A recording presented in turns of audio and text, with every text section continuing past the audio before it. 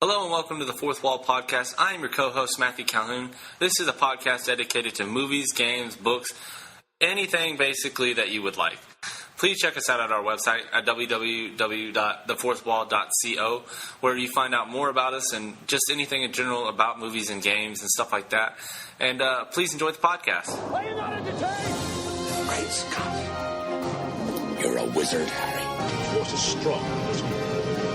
This is Peppy. All barrel roll. Fire barrel roll. I am the Super Saiyan Son Goku! It's me, Mario. Stop, would you kindly? Hi, this is the Fourth Wall Podcast. I'm your co-host, Matthew Calhoun.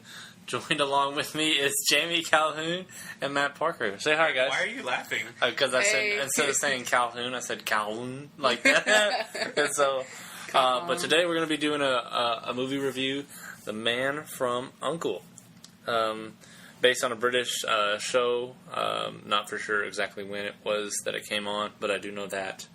And other than that, I didn't know much about this movie other than what was... I had seen the preview a couple of times. Mm-hmm. I knew there was going to be an American spy working with a Russian spy. Mm-hmm. That was about it. Yeah. And they did not like each other. They did not. From the and they probably will fight, actually. Director is Guy Ritchie. Starring Henry Cavill, Armie Hammer, Alicia Vikander. I'm not sure how to say her name, sorry. Hugh Grant, Elizabeth Debicki. I'm not for sure how to say her last name either. But sounds about right. Yeah. Something weird and something I can't she ever pronounce. heard this? Something that will make me look like a fool. If you're listening, Elizabeth Debicki, we are sorry. We do not know how to say your name. We are idiots. Yeah, we are at our own faults there. Sorry, we didn't Google it before. But let's go ahead and jump into this. So, Man from U.N.C.L.E. You guys didn't know anything about it. I didn't know anything about it, and just first general impressions that you had. It was fun. Yeah, It's very fun. good to see another film by Guy Ritchie, I guess. I know a lot of people didn't like the Robert Downey Jr. Sherlocks. Mm-hmm. I loved them. I did too, actually. I loved both. Yeah, you can.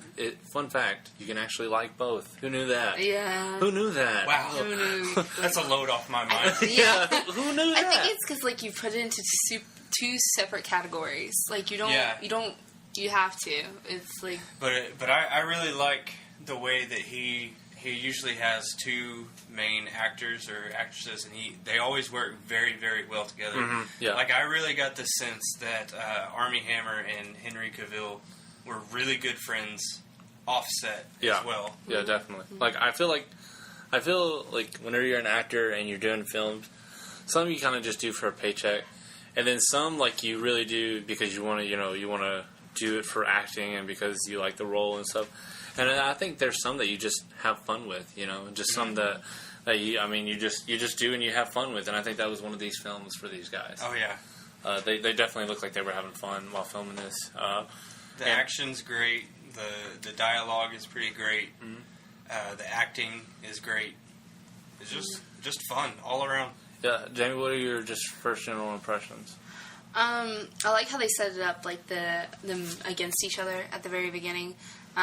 You got that they were both top in their game, and it was interesting to see how they could do the same job, but they would do it differently.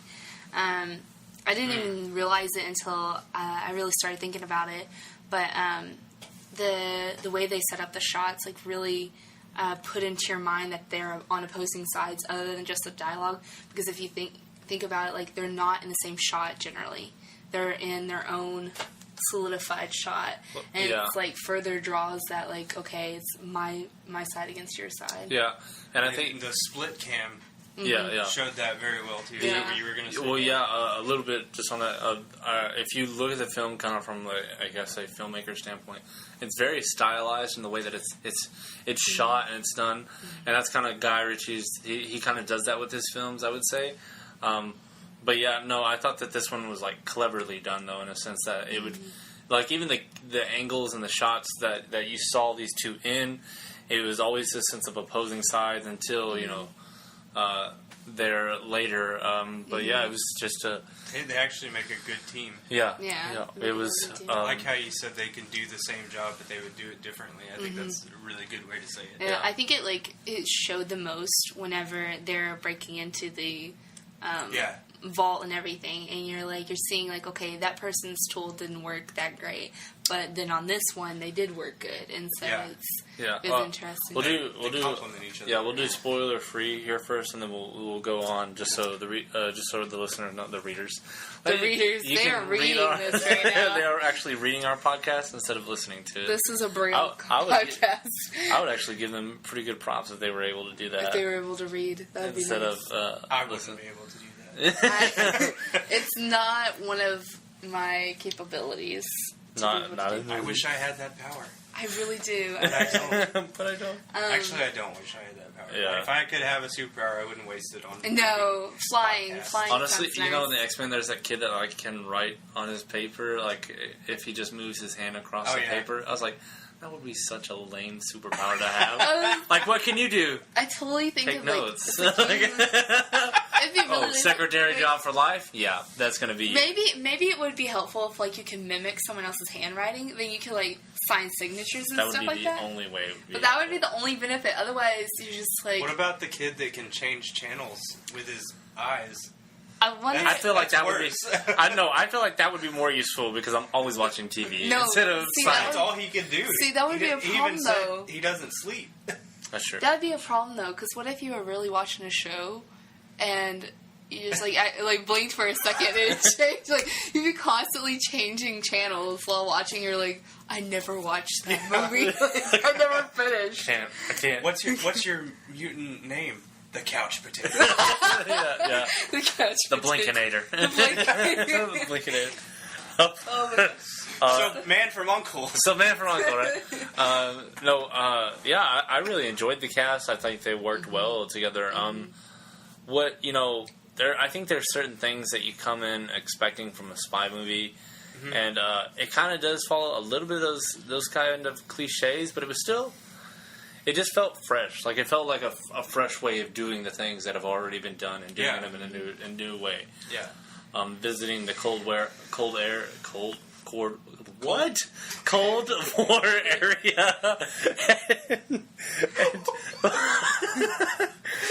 I don't know why I can't speak all of a sudden. It's okay. No, but yeah, visiting the Cold War area and doing that type of stuff, I think, really helps with just keeping it kind of fresh, even though going back in time. Would you say anything about that, or just something that you really liked about it? I really liked. To talk more about the cast, I really liked the way. I don't remember his character name. Henry Cavill's character was very precise. Solo. Napoleon Solo. Yeah. That is a mouthful. Yeah.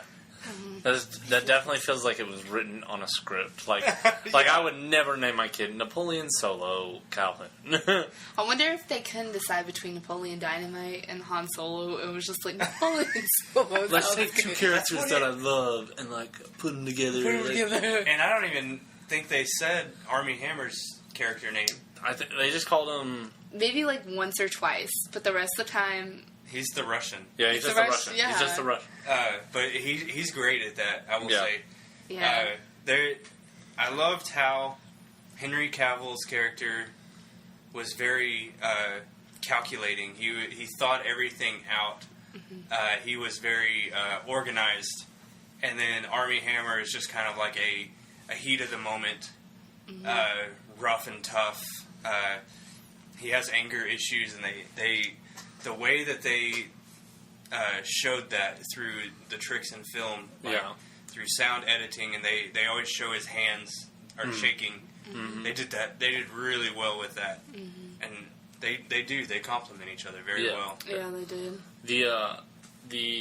Just the overall tone, I think, of the movie is something that, whenever you look at summer blockbusters and stuff like that, it's kind of you kind of expect it to come out in this time, but it still feels very unique and very different. And I think that what makes it shine, in a sense, is it's able to do that.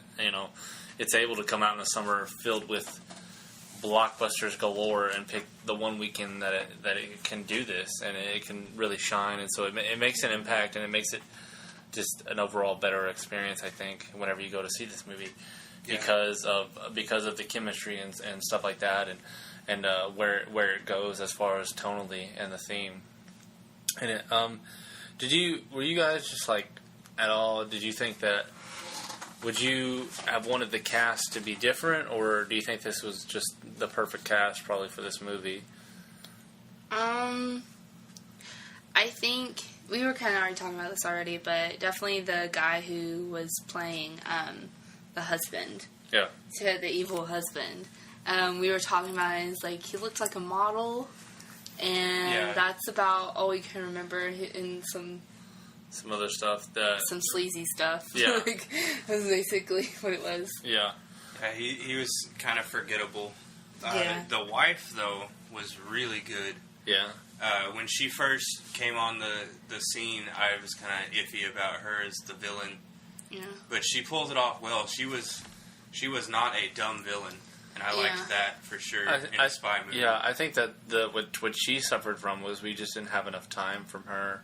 Yeah. You know, because we didn't have enough background on her. Yeah. To like really establish her, and you could never decide like what was her reasoning behind it. To me. Right. Like you knew she wanted money, and she. It just like know. It's kind of like, in a sense that, you know, like those old movies that wouldn't give you a reason why the guy was bad. They would just be like, he's bad, and like you just went with it. You know, that's kind of how this movie went with it. That's true. And I think that's even in a more embodiment of the actual, you know, Cold War type era type of filmmaking a little bit. I think it bodes well. Another bodes thing well that with it. I could never tell, and I don't know if this is more the actors or the story or whatever, but I could never tell if somebody was German or Russian. Did y'all have that problem? Yes. Like at first I wasn't for sure. Like it seemed like they switched languages whenever they would. Yeah.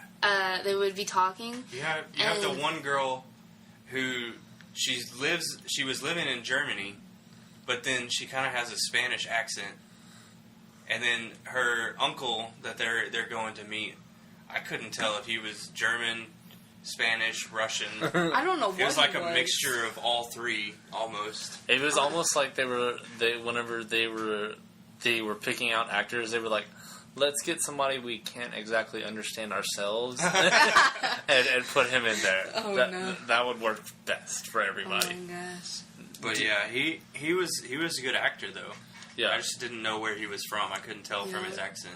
And I think that it was, you know, you get there in the story, and it's kind of a, you know, it's not really a whole lot of exposition or just tidbits here and there, kind of, but you're basically along for this spy adventure, and I think we've kind of grown accustomed to these recent James Bond films where they give out exposition, and it's a lot of, you know, this deep storytelling, and so to see a spy movie, you know, kind of take a different route, I think is refreshing.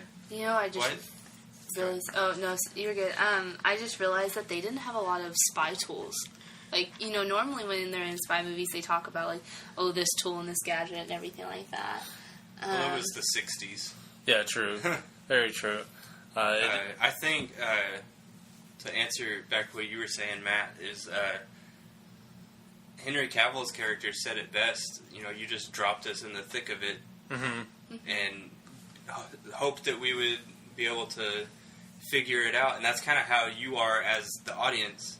Yeah. You know, you're dropped right into the action, and you're not sure who to trust, who's a good guy, who's a bad guy, and it kind of changes there for a while. Yeah, definitely. And, it makes for a good experience, I think. Yeah, it was it makes for good, and then if you don't, you know, you'll either kind of like it or you won't. I think it kind of, you know, you either go along for the ride or you don't. But yeah, we're gonna get into some spoilers now. You've had your warning. You've had your warning. So, just a couple of quick things. The action was very good. I think the opening scene, like I said, it just takes you for a ride, and you just you hop on that train and you start going. So Yeah. so yeah. Did what also stood out to me was the fact of what I thought was going to be a kind of a cliche thing, but it turned out not to be. Was actually the girl who Alicia Vikander, I think is her name. I'm sorry. Gabby was her name in the movie. Yeah, and her being, a traitor and then a British spy and all that. I actually really liked that, and Yeah, I didn't see it coming. yeah, I didn't either. I was like, oh man, that sucks. She's a bad person, and then turns out, no, she's good, and all that other stuff. So it really worked out better for everybody. Can we talk about the sandwich scene? Yes. That was probably Oh my the gosh, funniest yes. thing. Oh yes. So they're escaping after breaking into this vault, and Henry Cavill's character gets thrown out of the boat. Yeah. So he just gets thrown out of this boat chase, just swims to shore, gets into a truck, starts eating this sandwich that's in there, drinking this wine, and you can see the reflection of He puts the napkin around his neck. Yeah. And everything. And he He's turns like, on some music. He's just straight chilling. yeah. He's like, it's all Well, you good. see this boat. Yeah. But then you see all the explosions and stuff happening behind him. This guy is literally dying. It's just funny. Yeah, It it was great. And then they finally wreck the Russian guy's boat. Yeah. Well, he drives the truck onto that guy's boat. Yeah. And just lets it sink to the bottom. It and then was it's so funny. And the look he has while he's watching everything, you're just like, just like he wasn't watching this happen unfold. He was actually watching a sunset. Yeah. And he was having a picnic with himself. He was having a romantic dinner by himself. By himself. everything was there. There was a picnic basket, a napkin. I also like how in the credits on his biography it was serial womanizer. Yeah. I was perfect. He was too. Yeah, he Totally was. What Didn't take long. What was funny was that it was one of my favorite scenes. Had to have been the oh my gosh, it just went out of my head. Whenever they're getting the electric shock and they leave the guy in the chair. Oh yeah. And they walk out to discuss and they're like, okay, what are we going to do with him? Okay, well maybe we'll do this, maybe we'll do this. And the guy gets caught in fire and everything. But before that we were talking about the character that plays the evil torturer reminds us of, what was the character's name off of, the Muppets of Beaker. Yeah. Beaker. He totally reminded me of that character. It was kind of a torture scene from Princess Bride. Mm-hmm. He's like, I just sucked 10 years from your life. Yeah. How do you feel about that? It was that kind of torture where you're not exactly sure what's happening. Yeah. But it looks like it hurts. Yeah. It looks painful. And the fact, that is just, psychotically creepy of the whole, he kept album of everything. Yeah. And yours are going to be in color. And Yeah, you're going to be... I was like, yeah, that's creepy as all get out. But then my favorite part, they turn back and they see that the guy's on fire, and they said, "Oh, guess we don't have to decide." And Henry Cavill says, "My jacket was in there." That's all. Yeah. So Did you sad. notice though that whenever he the next scene, he does have his jacket over his arm? Yeah, I totally didn't notice Yeah, that. he has his jacket. And, So he went in and got his he went in and got his jacket. He was like, hold on, I have to save from the fire. It had some great funny moments in there. I think the comedy really landed. The whole bit where I think at the end where they're both given the task to kill each other to get this thing. I'm actually kind of really glad they didn't put in another big action scene where they fight between each other and they just were because I was like, please don't do that, because this movie. It's already been long. I don't need another action scene where you guys fight. Well, to be fair, there wasn't a big end fight. True. Yeah. It was a mind game. Yeah. It wasn't just action packed in a way I was kind of hoping for that, but the mind games worked out very well as well. Mm-hmm. When he kills the evil husband that looked like Freddie Mercury. He just grabbed his hand and stabbed him. Yeah. And they made it look really intense, and the The music car was chase and everything was more intense. Yeah. It was like da-da-da-da-da-da. And whenever he pulled out that knife, I thought, okay, like he's about to fight him, but We're he doesn't about to fight him. see And then Captain America versus the Winter Soldier knife fight. Yeah. Well, and not only that, I thought whenever he did get shot, I thought it was gonna like pan. The camera was gonna pan up, and it was then like Henry Cavill had shot him or something like that. Yeah. No, nothing. No. Over very quickly. Okay. That was a very big letdown. The fact that He went out like a like punk. Yeah. he chunked He did in fact go out like a punk. his motorcycle falls apart and he chunks it at the guy, and I was just like, "Oh, you That's go, that sir." Okay, legitimately though, whenever they're tumbling with the Sucker weighs explosive like in the 500, vehicle, 600 pounds. No, more than that. You and I both said the same. Did they forget about the bomb? yeah, like- it was just like that sounds like a good idea to roll this very, very sensitive bomb. And like, thank the Lord it didn't have uranium in it. But even then, like, still that bomb is just chilling. He's like, in the oh, back. it's like a very nasty bomb. It's just not nuclear. And I was like, if I'd have been one of those agents, it was like, would it have ever crossed my mind to be like, we should probably be careful about this. Like, We should probably use a vehicle that's This- equipped to this hold maybe this. isn't one of those times you go in guns blazing. Maybe not. And like, what was the whole like?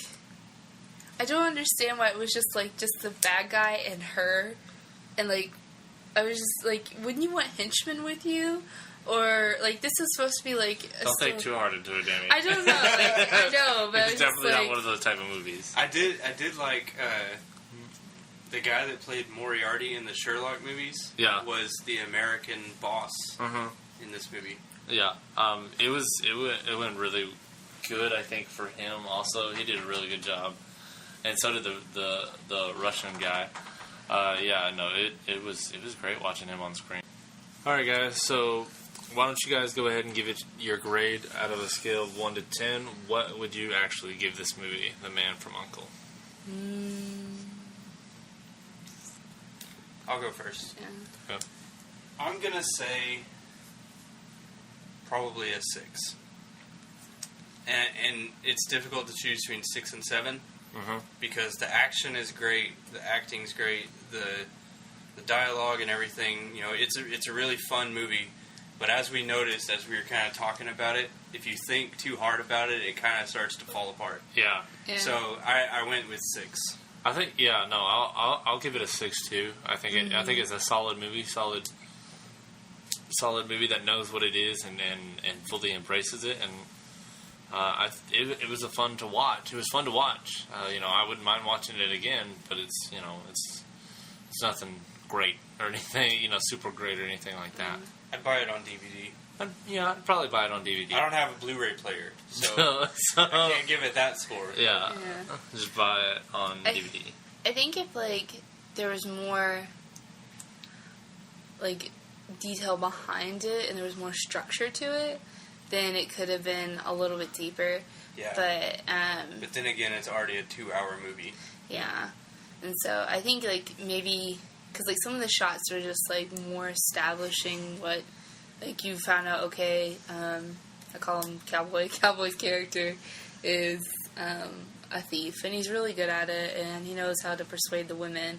And then I think sometimes there was a lot of that going on. You're like, okay, I got it. Like he stole this and he stole this. Oh, he stole this and he stole this.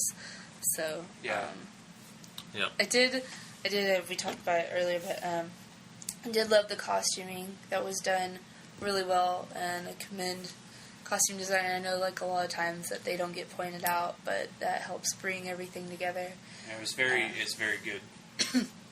Like it's so good they almost didn't notice.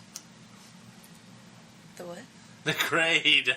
Oh, the grade. I said 6. Oh, okay. Did I say 6? I meant 6. I agreed with the 6. I was Okay. saying yes, I I agreed. never heard you. I was agreeing. I just thought about it while I was in mid-grade. I was like, I need to point that I was out. like, grade. Like, grade. Oh, I guess Grade. 6. 6 was I thought you were sorry. saying grapes. Okay. creepy guy ripping the grape apart. Oh, yeah, What was that? I don't understand. Why would you do that to a perfectly good green grape? I love those I things. didn't know if They're it was, delicious and everybody should eat them. I didn't understand. I didn't know if it was Without peeling the flesh off. Yeah, without like, feeling the what flesh off. was it like? I thought maybe he's terrified of his boss. That's why he's doing it as like nervously. And I was like, wait, is he trying to do like a whole? Because like everything that you see in a movie is supposed to have a reason for it. Well, I and then was Yeah. he was the torturer then later, wasn't he? Yeah. Wait, That he that- was? Yeah, Is that that was why? the same guy. Was that the same? Yeah, it was the same guy. It was her uncle. That was the torturer. Yes. Pretty sure. Or not her uncle, it was, or maybe, No, yes, because- it was her uncle. I'm sorry. Because the uncle's like whenever he like always look like he has his eyes closed It was her uncle, I promise you. for the torture. Uh-huh. But then that makes sense. That makes sense. But I didn't think. Still weird. Still weird. Don't Don't think too hard. peel the flesh off fruit Yeah. on camera. On camera. Alrighty, Except well, for apples. That's That's okay. Yeah. Okay. Banana. This has been our episode for the Fourth Wall Podcast. Check us out at our website at www.thefourthwall.co. With a 4. Yeah, with a 4. With a 4. The numeral 4. We'd love to hear from you guys. Hope to hear from you more. And please give us a like and subscribe. Thanks. Peace.